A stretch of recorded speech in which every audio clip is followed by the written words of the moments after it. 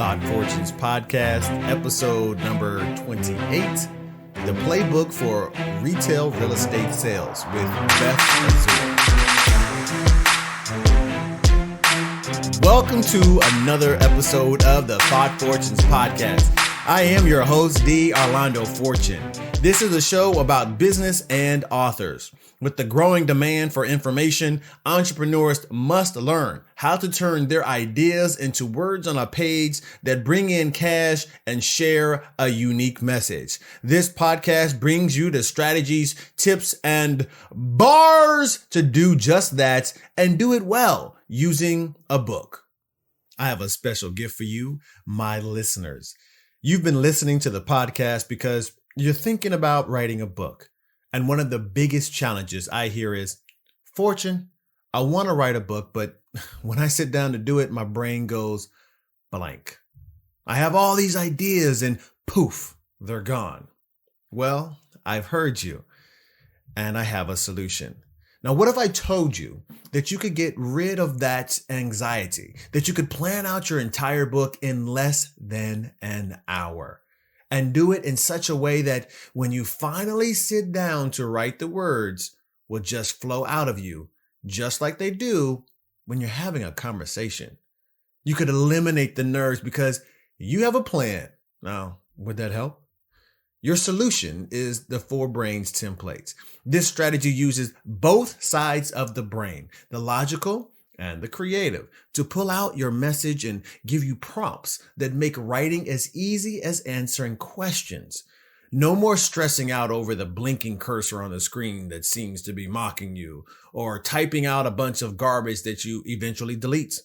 Grab your copy of the templates at thoughtfortunepress.com/4brains and get your message done right the first time.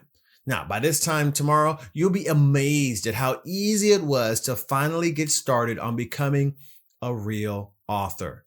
Don't wait any longer because you didn't know how to get started. With this templates, you'll finally feel confident that you'll be able to write your book. Remember, you're only one book away from your next business breakthrough.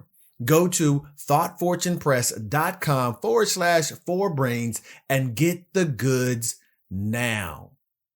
Never say no for the prospect. That's one of the main ideas for today's conversation. Beth is going to give some ideas on what that means and how she actually uses it, not just in her business, but also in her everyday life, as she talks about a conversation she had with her son's friend.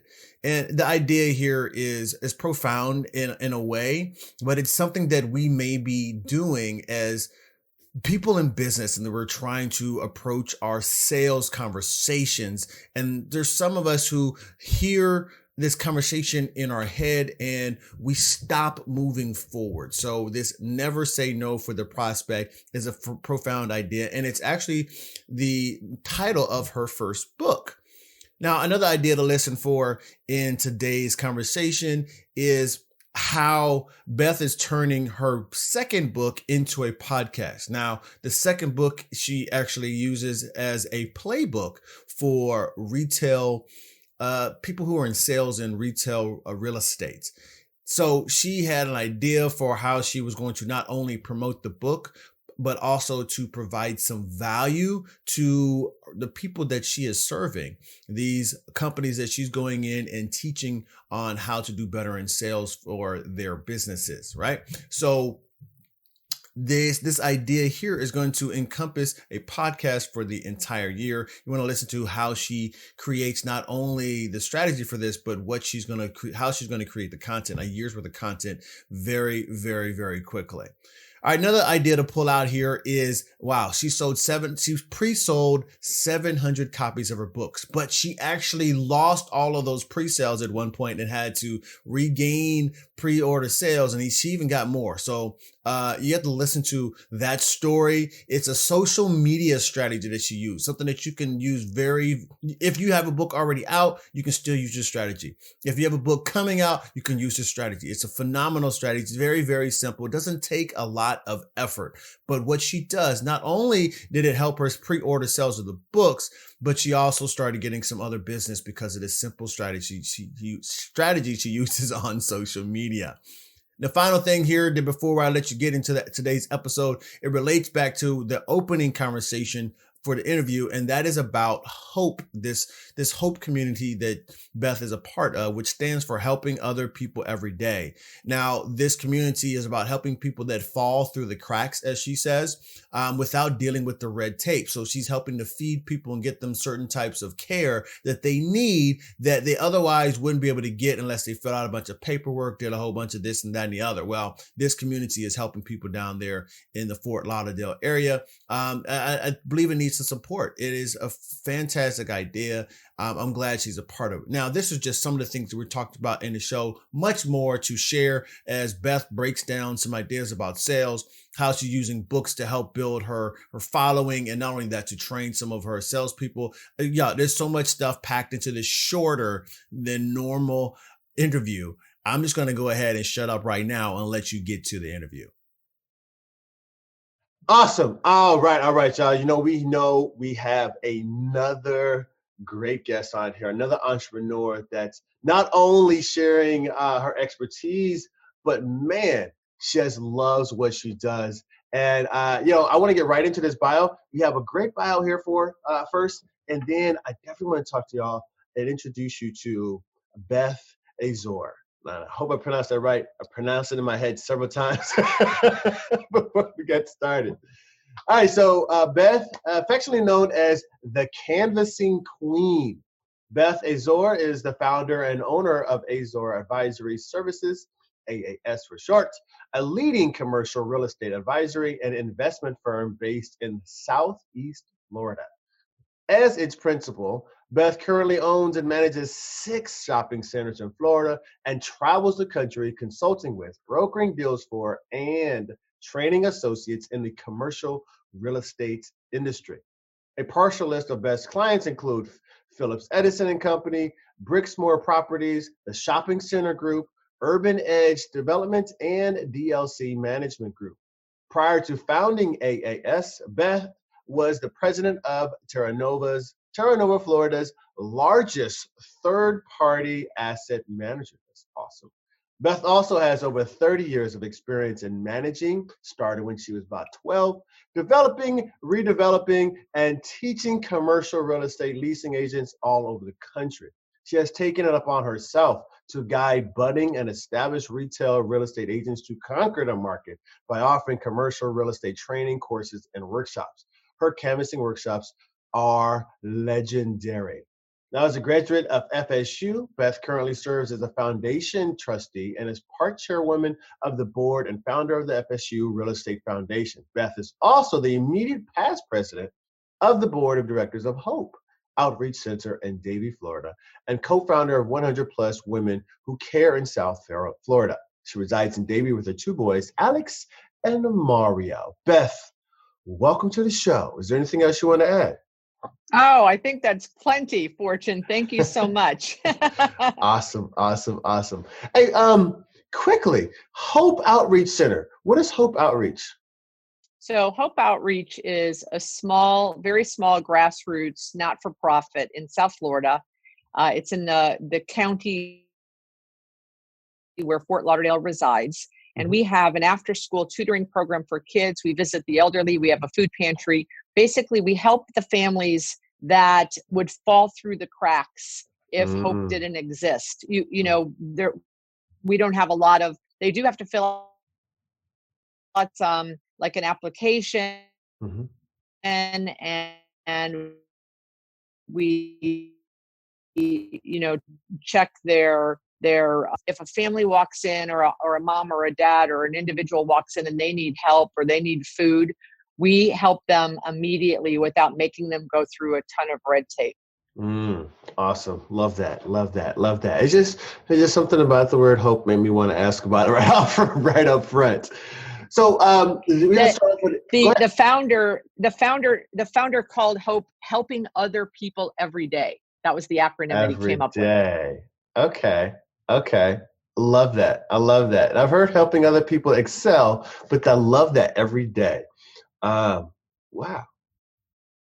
I might have to adapt that as part of something that one of my little sayings here. I Go love for it. it. So, Beth, let's get into this first question here. It's a softball question here. What are you reading now? Let's see. You got a wall of books behind you. I have, yeah, I do. The one book I've read 5 times in the last 65 days is The Miracle Morning, because I'm 65 days into The Miracle Morning by Hal Excellent. Elrod. And then Excellent. the second book that I'm reading is Relentless with, oh my gosh. Tim Grover? Yes. Thank you so much. So I'm in the middle of that I am such a book nerd. Don't worry about it. I have a monthly book club where I talk about books and relate them to the commercial real estate business. And sometimes some of my participants read the books, but most don't. I'm kind of like the Cliff Note girl of the book, but we discuss about different concepts in the books and how it can relate to selling. And I just posted on Instagram the other day that, hey, you basketball lovers, you should read this book, because he talks a lot about Dwayne Wade and Kobe Bryant and Michael Jordan. And it's my sons, when I listen in the car, they normally, say, turn that off, but they like this one because he's so much talks about basketball. Yeah. And he goes into that, what is it? The dark, he talks about this. He talks about the cleaner, the closer, and the cleaner, the closer, and then a third one that is the worst of all of them. But he wants everyone to be a cleaner. Michael Jordan was a cleaner. Yep. Love it. Yeah, definitely great books. I have both of those definitely in the show notes. So now enough about them. Let's talk about you and your books. So tell TF family, tell us about your business. And of course, more importantly, because you seem like a very passionate woman who loves what you do, tell us why you do what you do. Sure.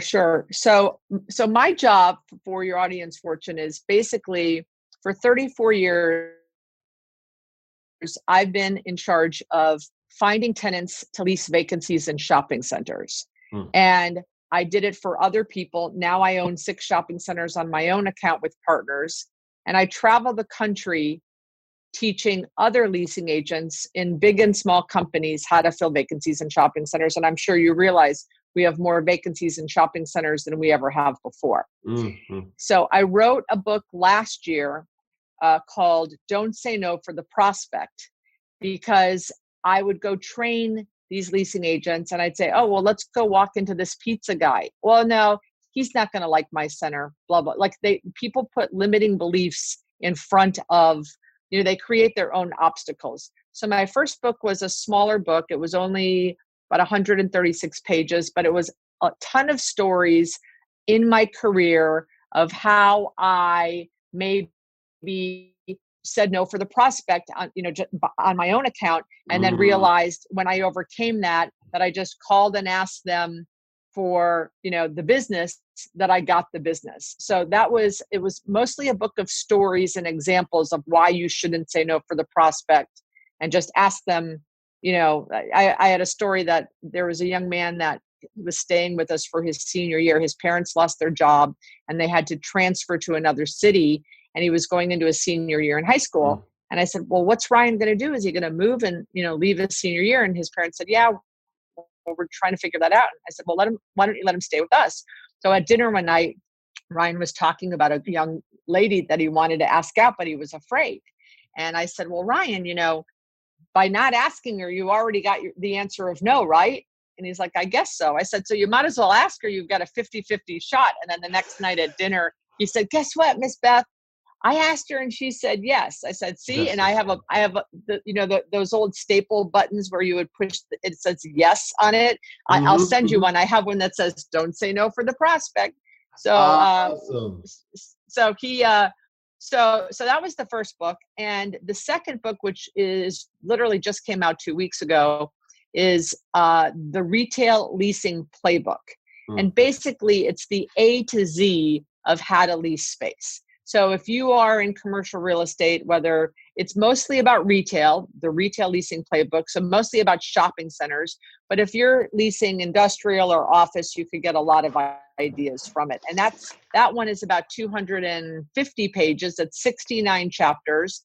And if someone's just getting into the real estate business and they want to lease space, they could pick up that book and probably propel their career 6 months faster by having that kind of guide and playbook in their hands. Excellent. And we have our first bar is definitely, but first I got to say, great parenting. I love the added throw a piece of parenting in there. I love that. As a single father, I love hearing these tips from moms on how they do things like that. I take them in and take my little notes, like, oh, remember that. But no, what I heard there in your initial story about the pizza shop is that we as salespeople, as entrepreneurs, are not to start putting words into or ideas, projecting our thoughts onto our prospects, because sure. that just may not be the case. And I might be denying someone who's looking for the opportunity that I was supposed to be giving to them, but I'm denying it to them because I'm projecting. 100%. We have our negative thoughts in our head, and we just need to ask. Just go for it and ask. They might say no, but you were already at no. So why don't you ask? You're already at no. So let me for 30 years. That's a long time to be doing 30. Actually, now it's 34. I think that's an old bio. So 34 years. So for 34 years. That's of course in this time, this economy, this age, right? That is almost never gonna it doesn't happen anymore. Exactly. It's a different generation. Yes, but what makes you stay there for 30 years? And not only just stay there for 30 years, now you're like, I'm pivoting into, now I'm going to teach other people, which means you still have some passion for it. So what was it? What makes you stay in there? Well, the job itself is great because it has so much variety. So I could be like today we're going to sign a lease with the rotisserie chicken restaurant. This morning we showed space to a daycare. Tomorrow I have an appointment to show space to a donut ice cream guy. A month ago we signed a lease with a battery retailer. So the variety of all of the businesses I get to learn about and all of the different entrepreneurs I get to meet, not to mention the national retailers. I'm building a Starbucks that will be opening December 20th. So I get to learn about corporate real estate, entrepreneurs, mom and pops, like this guy who wants to open this. He actually has one other donut ice cream. It's called Yo Nuts. And you guys should Google Yo Nuts, YONUTZ. These creations this guy makes is unbelievable. And one of my shopping centers is across from a college, and he's very interested in going there. So, that's why I'm passionate about the business, is because I get to meet so many different people and learn about so many different businesses. Interesting. That's fascinating. The whole gamut. Yeah. It does keep it very, very interesting there. The different personalities, these opportunities. So tell me, because I gotta ask, what is your most interesting outside of, because you start off with Yo Nuts. I'm sure you've had, whether they brought them into a space or not, what is the most interesting, I like the words interesting, business that you've tried to entertain?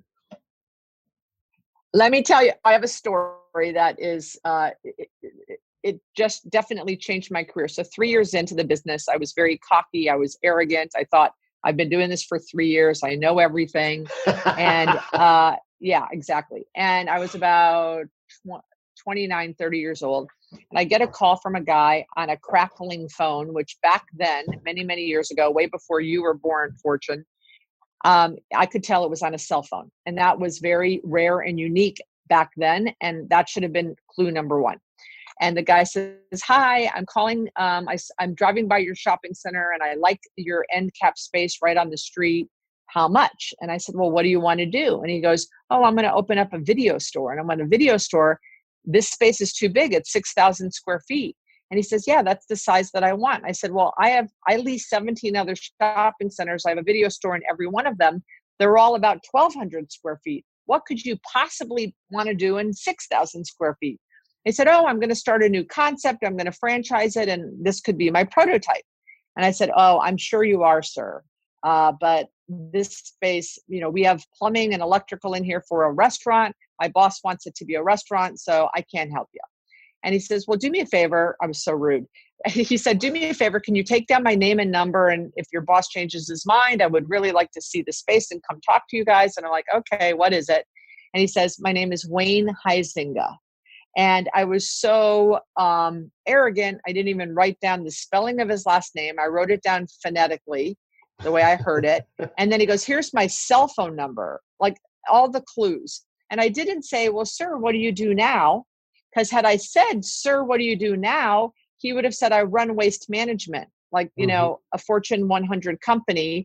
He was the back then, you didn't have a CRM system in sales. You had prospect sheets that went into an accordion file of a tickler file. So I wrote down his information and I put it in the back of the tickler file. 12 months later, I pulled the sheet out and I realized that I was speaking to Wayne Huizinga, who had founded Blockbuster Video and then went on to buy the Miami Dolphins, the Florida Panthers, and the Miami Marlins.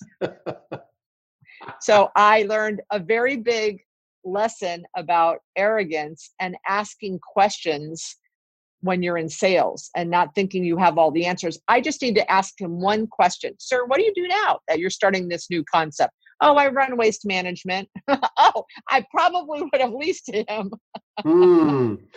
That's interesting. Love that. Love that. So here, let me ask this question first, as follow-up to that, because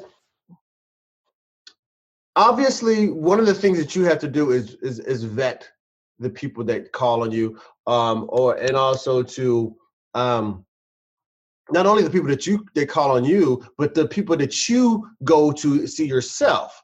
Right. So in that prospect of vetting people, are there some simple ideas that are kind of like universal type of questions that you might need to ask? Continue talking about questions. I need to ask one simple question. I need to ask this. What would be maybe your top 2 or 3 questions that you definitely need to know? Like, I have to ask these questions no matter what, in order for me even think to go further with a prospect.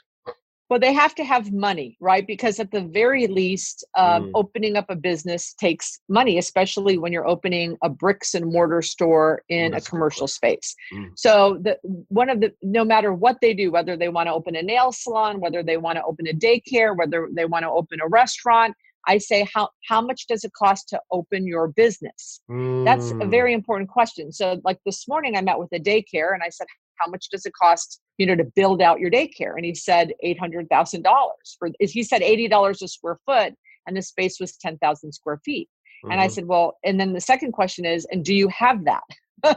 Do you have that money? And he said, yes, I have 9 corporate owned stores and 16 franchise stores. I have the capital to spend that money. So, I've about a month ago, I spoke to a woman who wanted to open a brow store where she shaped eyebrows. And I said, how much does it cost for you to open your eyebrow space? And she said, about 20 grand. And I knew that she was wrong immediately because she had to add a bathroom, which is about 5 grand. And she had to add plumbing and electrical. So I knew that 20 grand would have evaporated. She probably needed about 60. And I said, and do you have, so I said, well, that seems a little low to me. Where did you get those numbers from? So I tried to dig a little deeper and they said, well, let me just ask you this. Do you have, and she just apply for a small business loan. So, that's when you start to have some hesitation about moving forward with that person. Interesting. So now with that, following that up, I got to ask this question because I know it's difficult initially. When I moved from smaller sales with moving into high ticket sales, you notice $3,000, $4,000. Well, no, you're doing 10 times that much with the commercial properties. But was some people find it difficult to ask that question about the money.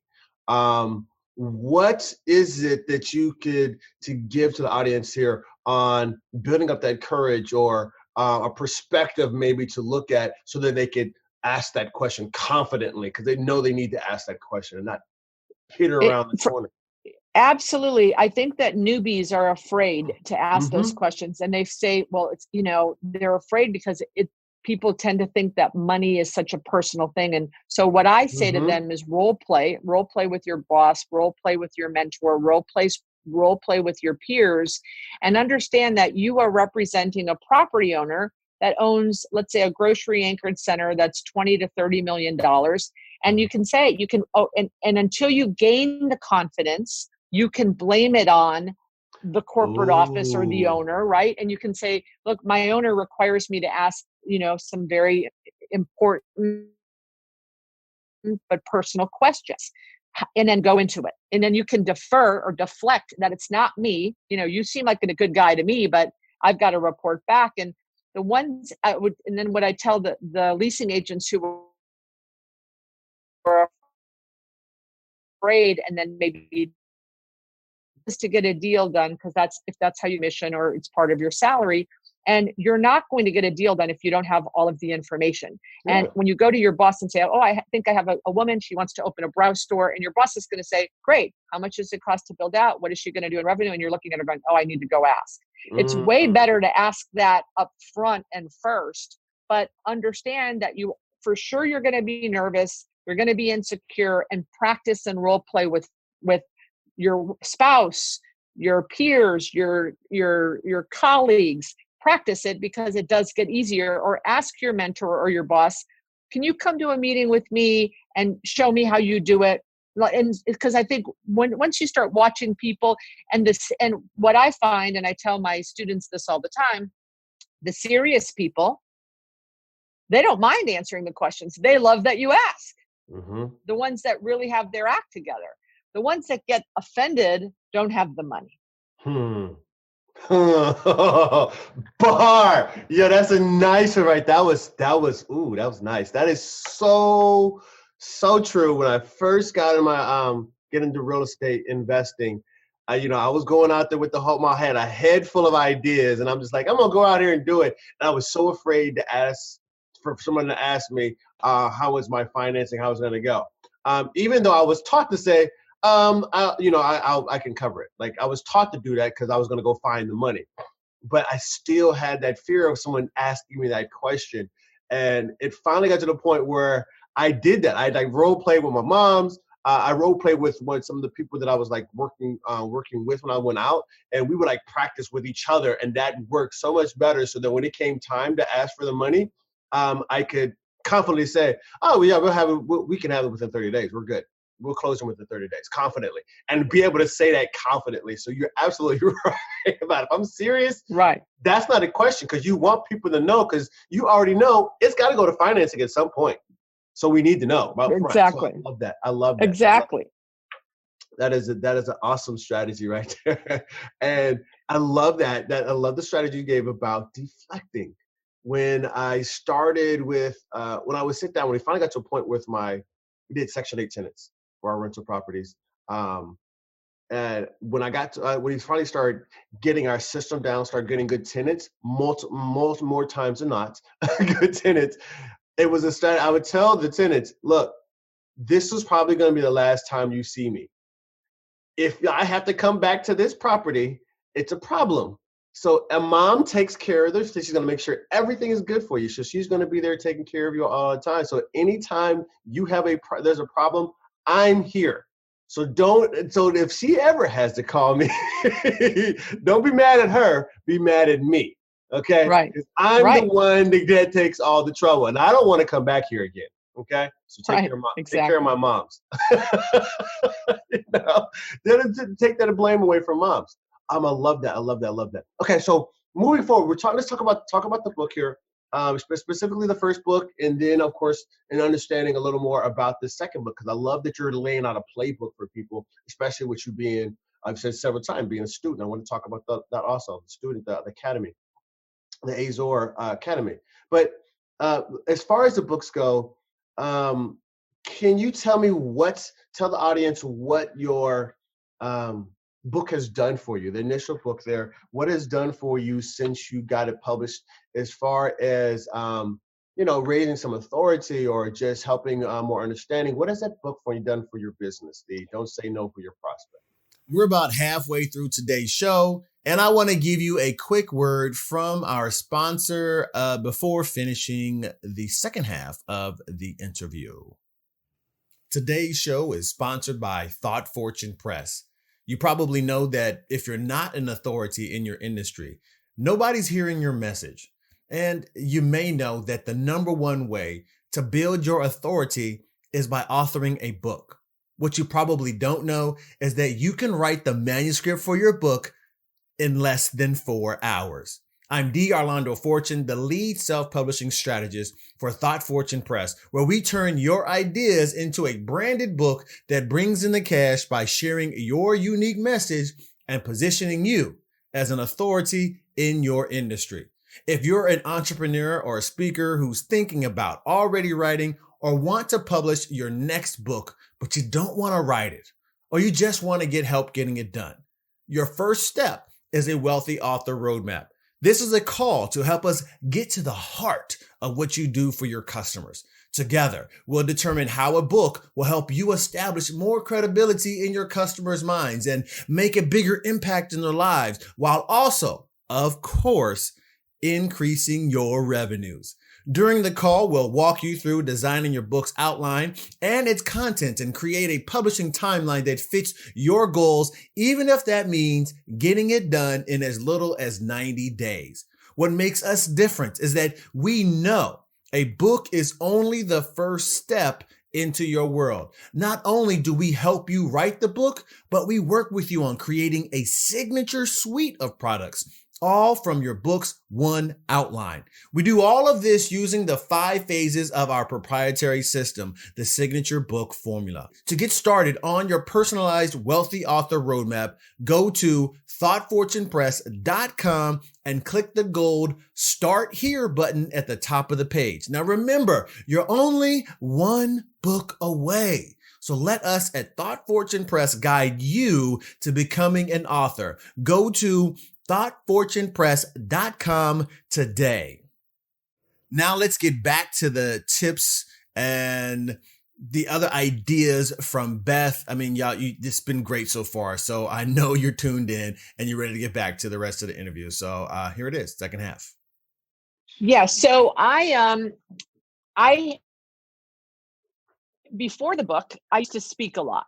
And the reason I wrote the book was because I would be speaking at different conferences and I would get paid a certain amount of money. And then I would come off the dais and the next guy or gal would get up on the stage and they would deliver their speech and they got paid double.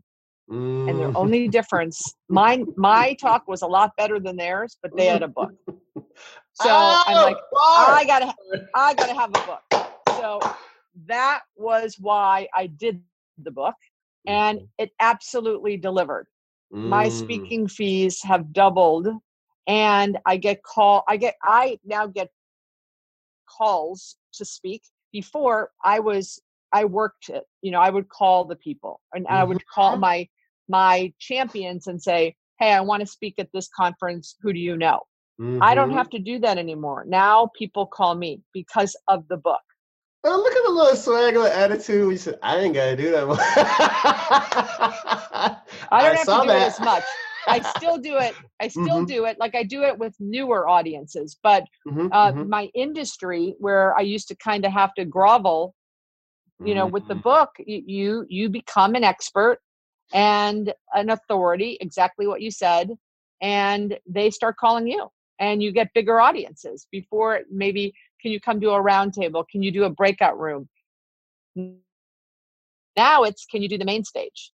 And those are paying gigs. Love that. Love that. So speaking in that line of getting on more stages, and getting paid more for being on the stage as opposed to the breakout sessions. I love that. How that book has helped you with that. So I hope TFP family, you heard that. You've been on these stages. You've been traveling around the country, traveling around your city, getting on stages, and you're ready to make it to the big time and stop getting treated like just another act in the show. Start becoming the main focus. It's time to get that book done. You heard it from Beth right there, and you've heard it from me several times. But no, so Beth, tell Tia family, cause I want to just read it right off of that. What is your best book promotion tip? Can I see you have over 10 reviews is already on this book on Amazon. I know you're going to do the same thing, start working on your other book, the latest book. But so tell us your best book promotion tip so that people know, like, I wrote the book on this. I need to be on your stage. You need to pay me more. Yeah, so my best tip is the whole social media. So just I post a lot of content, but what I'm doing for this new book is in January, I'm starting the Retail Leasing Playbook podcast, and once a week we're going to do a chapter, because I have 69 chapters that will get me through the year, and we're going to pick one chapter, talk about each chapter, and I'll have, maybe some chapters I'll have guests or some I won't. But that, I believe, is going to be a huge promoter for that specific book. But up till this point, I haven't done all of the promotions like what they teach you to do, and probably what you teach us to do. That's been probably the weakest part, but of my book launch, just because it wasn't about the whole book. It was about, I have the book, now pay me more to speak. Got it. So, well, that makes sense. But and when people call and say, or they say, "Oh my gosh, I read your book, it was phenomenal," I say, "Please go do a review." But not everyone does that. So, and I know a friend of mine is launching a book, and he is sending 100 books out. I'm one of the people that they're sending 100 books out 3 months before the book's available for all of us to read the book and then go post the reviews. I didn't do those things. It just didn't happen. No. But what I'm hearing is that it wasn't necessarily your intent to push that book, but now you're learning, like, all right, I want to push this next book. Right. And what it still speaks to, the first phase we talk about with the signature book formula, which is establishing your intent. What is the intent of your book? And the initial book was for, as I'm hearing you correctly, it was for you to book higher fees, and to make it easier for you to get on the stages that you want to get on. And so you wrote the book for that, but you still had to build some demand for it. But it was more about, I need this book to do this for me. And now you're like, all right, now I'm going to use this next book to actually present myself even on a bigger spectrum, promote it even more. So I love that. And one thing that I realized that with every author, is that even if they don't necessarily like the writing of the book, they get this idea of, like, I've published one, I think I need to write another one. So is that the same for you? It's like, I think I need another one right now. I didn't. So I wanted to write that first book, or I wanted to write a book for 14 years, but I didn't want to sit down and write the book. Like, every time I thought about sitting down and writing the book, I would get nauseous. And I met a woman who was like in my head. She started helping me 5, 6, 7 years ago, doing some blogs. And I was like, this woman is in my head. So I kept saying, when you're ready, we need to write this book together. So Jill Ratson is my co-author. And what I did is I dictated, and then she would take that and write chapters. I would have workshops. I would speak. She'd come to my speeches. And in 4 or 5 months, she whipped the book out. And I thought, this is pretty easy. Now that we've got this formula down, I want to really write the book, which is the one I really wanted to write, was the Playbook. But the first one was kind of like the test. Like, are people going to like it? How easy is it? We self-published. It was a very big learning experience. Once that was done, I was like, Jill, are you ready? Because I really want to do the one I really wanted to do. The first book, we've sold about 600 copies. Awesome. The second book, we had 700 pre-orders. I love it. So you got to talk to us about pre-orders. What is this pre-order strategy? So what we did is it was at the bottom of every of my emails. I would do social media. I'd be like in Starbucks and have a picture of, where I would flutter the pages, or on Instagram and say, here I'm at Starbucks editing my book, pre-order now. Mm. And we would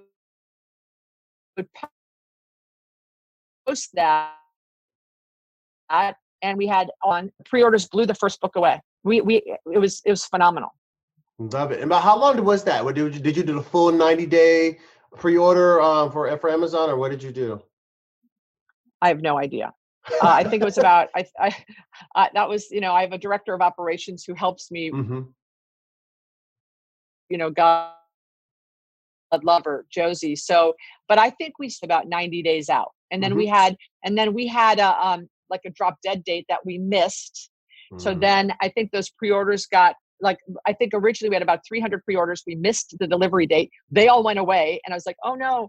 And then when we finally got the new date that we delivered, we put it out there. The new date is XYZ. And we got all those 300. And like I said, we had 700 before we had the books in hand, pre-orders. Love that. Love that. And I speak a lot. So I talk about the book, the new book's coming out, when we pick the cover, everything to do, my editing, or if Jill was here. When I did the audio book for the first book, I took pictures of me in the studio. So I have a lot of big in my industry, commercial real estate. I have like 1,000 followers on LinkedIn. So, I would say that 90% of them are commercial real estate. So I'm constantly posting stuff, and people are like, "It's the book." Excellent. I love that. When's the book coming out? I did, and if I thought, yeah, go ahead. No, go ahead. Finish. One of the other things that I did, which people loved, is, again, I'm learning this whole, you're much younger than me, so about this boomerang thing with Instagram. And when I got the mock-up of the book, I took the boomerang and I like boomeranged it through the pages, like fluttered it, and there's some red colors, but then I focused on this chapters. And I just did like a little cursory overview of, just took the camera and passed it over, and it was 69 chapters, and they could see the headlines of the chapters, and people just went wild. I think after I did that post is when we got the most. I think I got 100 pre-orders in an afternoon. See, so kind of teasing them with the content. I love that. See, so I heard several things there. Definitely some bars that was dropped there, y'all. You got to pay attention to what was shown there. Two things I specifically want to pull out of there before we talk to you about we get into the back end stuff that you're doing for your products right now, for your books and the academy. But what the two things there? The one is engaging or involving or how do I put this? Allowing your audience into the production of the book, so they become a part of it. You talked about taking pictures while you was out doing the audio portion of it, recording the audio, doing pictures while you're actually highlighting and doing editing, engaging them in that whole production of the book, so they're constantly staying abreast of it, and I'm constantly announcing, buy the book, buy the pre-sale.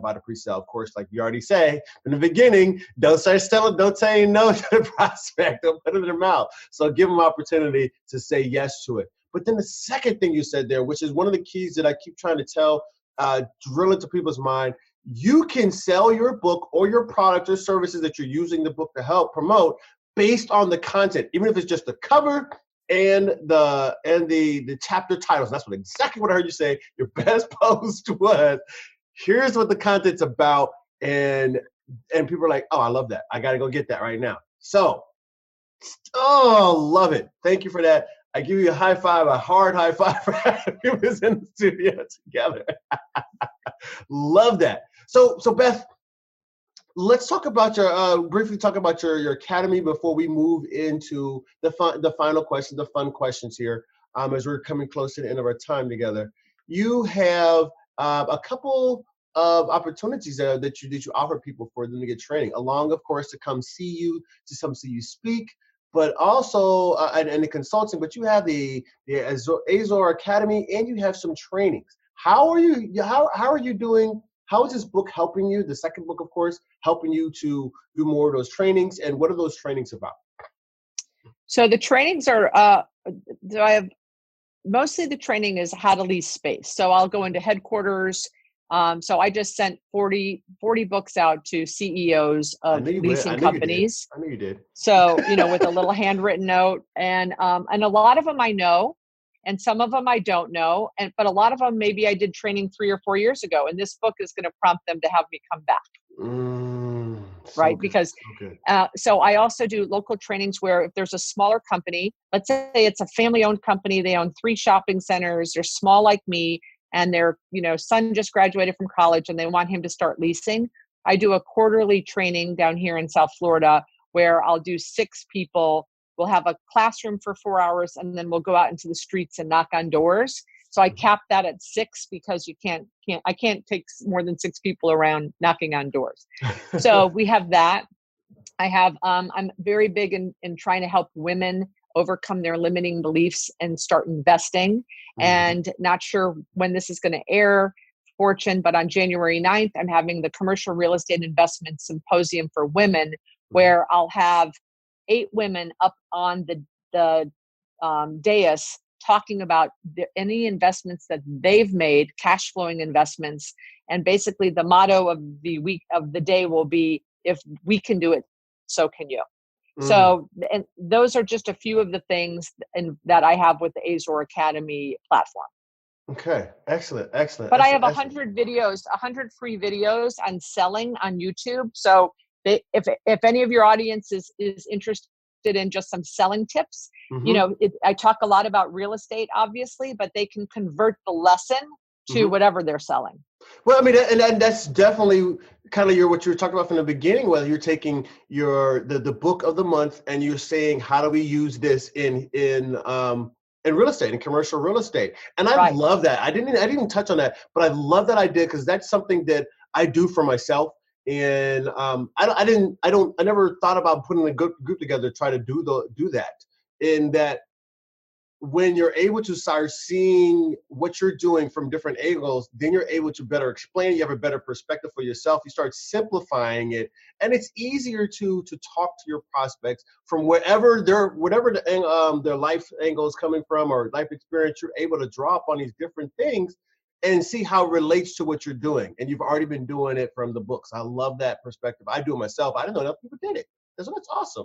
To me. Yeah, what we do, we have a book club, and it's a conference call, and I get about 30 or 40 people live that join the call, and then I record it, and then I put it on Anchor, and I have hundreds of people that download it from Anchor. Hundreds. Love Anchor.fm. Love me some Anchor.fm. Excellent. Okay, so the final thing I want to ask you here is just before we go into these questions here.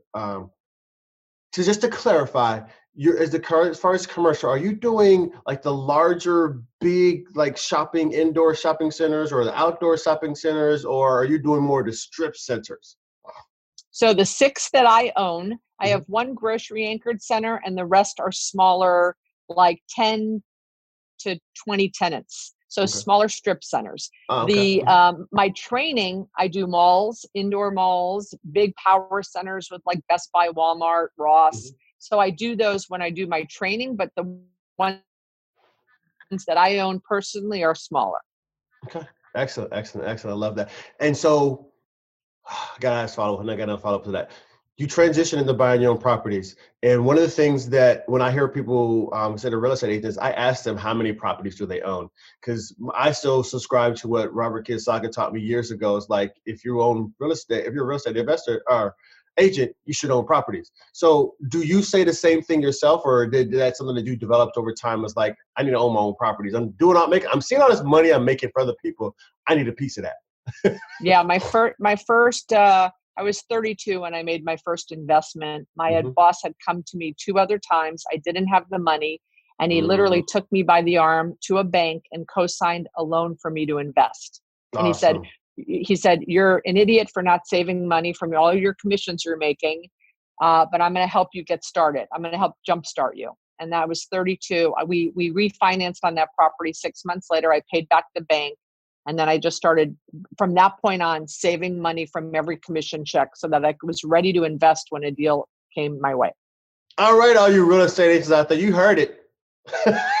And indirectly, we're going to blame it on on Beth's former broker, which was said, you're an idiot if you're not saving some money to buy your own property. I didn't say it. Beth didn't. Well, there she goes. Grow your wealth. You have the knowledge, right? You have the knowledge. So, you great that your clients are doing it, but you're the one that has the knowledge. You need to just every commission, it's a discipline, putting money away into an investment account. So when you see an opportunity that you take advantage of it. Excellent. Love it. I thank you so much for your responses today, for being here today. As we go into these final questions, more personal here, I want to ask you first off, what is your favorite book? I know what obviously your favorite book is right now, but what is your favorite book? Never Split the Difference with Chris Voss. Yes. It's phenomenal. Negotiating. Yes. Love it. Definitely having that in the show notes. So what is your favorite quote? God gave you 2 ears and 1 mouth. You need to listen twice as much as you speak. Like a good mom. Love that. Love that. All right. So before I give you the mic to close us out here, I want to remind you that we're going to ask you that, what's next for you. Talk a little bit about the symposium coming up, but I also want to make sure you let the TFP family know how to connect with you. Okay. But before you do that, this is your time. This is your mic, your camera, your audience. Tell the audience, what is the message that you must share with the world?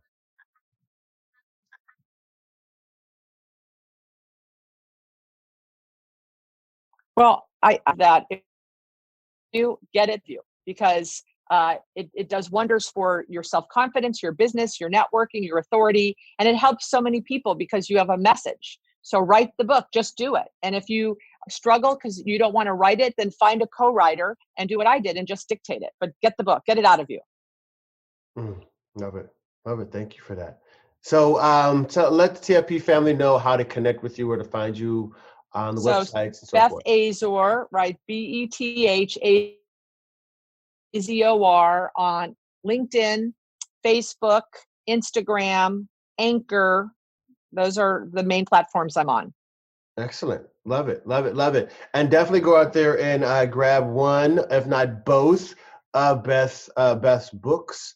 The most recent one being the Retail Leasing Playbook. We'll have all of those in the show notes. But Beth, I thank you so much for speaking and spending the time with TFP family, being on the show here today and sharing your strength, hope, and experience with women and about commercial real estate. Thank you so much for being here. Thank you. Thank you so much for having us, Fortune.